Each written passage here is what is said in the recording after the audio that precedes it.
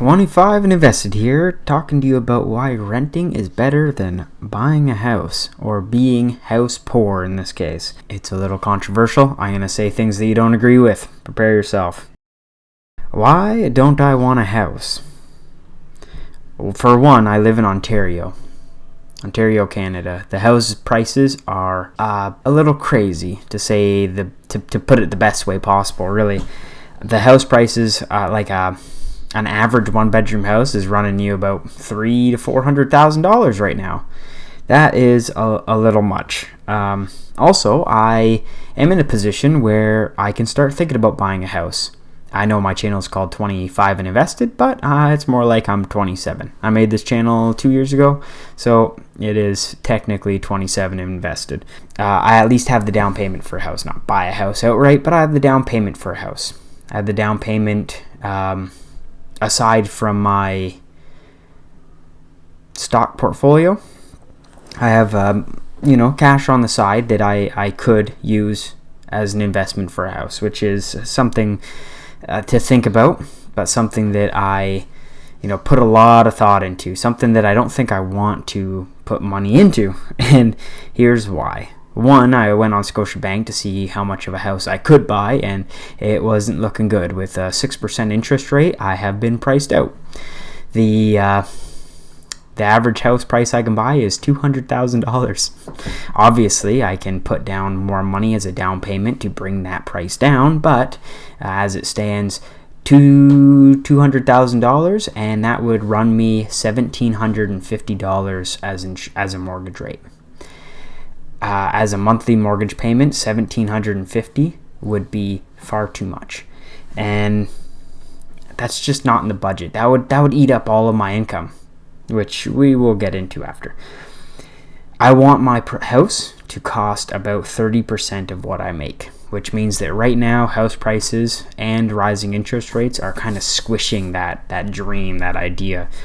Well, not my dream, but the opportunity cost of me putting my money in, say, stocks, bonds, would have, give me a better return in the short to medium and to long run, because I would have invested that money that would start essentially growing at that point, instead of holding all my money to buy a house. It's called the opportunity cost, and the opportunity cost to buying a house is just too great with my income. We're going to talk a little bit about my parents, because I grew up in a house where my parents were house poor. And house poor is kind of what you would imagine. You own a house, but you have nothing else. Your house can be a shackle. It could be the chains that hold you down, financially, of course.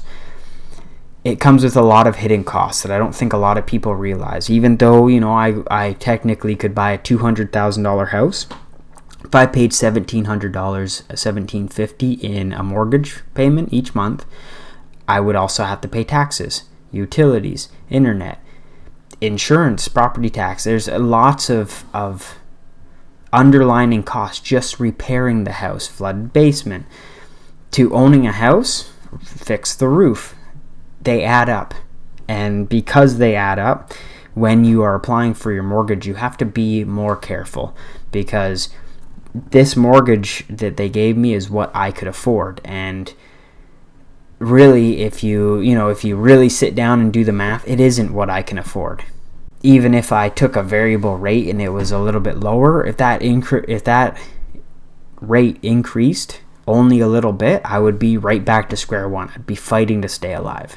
A lot of people are trapped in their house, and I don't want to be one of those people. So I'm going to try to pitch renting to you guys, because this is a channel for younger audiences. And, aside from the whole stay at home as long as you can, save what you can, there's merit to moving out and finding a roommate. When you rent, you pay someone else's mortgage, yes, but you can always split that cost up. Personally, for myself, I live in a house with 2 other people. The house is pretty big, but the rent is cheap, and that's because we split a lot of the costs. The mortgage that we're paying is split up across more people, which means that I have more room to save, but it comes at the cost of not having my own place. Would I love to have my own place? Of course, but I also am prioritizing saving over living comfortability. That's just a sacrifice you have to make. I keep my cost of my living below 30% of my total wage. 30% of my monthly payment goes towards my living expenses. That is ideal. If you're starting up and you're starting to put money away and you're starting to build that monthly dividends, you're starting to invest, you're starting to build cash to invest or at least to save it, you want to cut all the expenses you can. And, it's kind of a good thing that I was priced out of the market.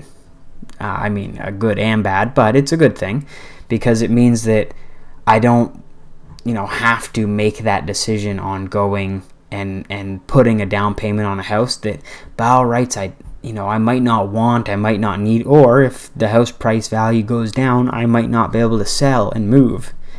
It is the biggest purchase of your life, a house, or it can be the biggest purchase of your life. But you rush into it. A lot of people rush you into it. You have mortgage brokers. You got so many people rushing you to make a decision, and people are rushing me to make a decision. So, I seen my parents, I seen my mom go through a long time. You're stuck into a house for 25 years of a mortgage. If you wanted to run the entire course of your mortgage, 20 to 25 years. I seen my mom do this, and I don't think she was any better for it.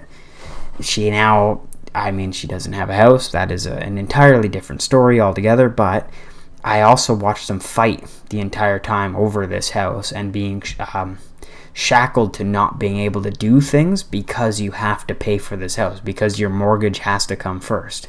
And it doesn't matter what mortgage you get, you need to make sure that you can pay for it and then some, because owning a house is a lot more than just the mortgage payment. I do plan on owning a house sometime. It'll have to be the right one for the right price, just like any other investment. Bye now.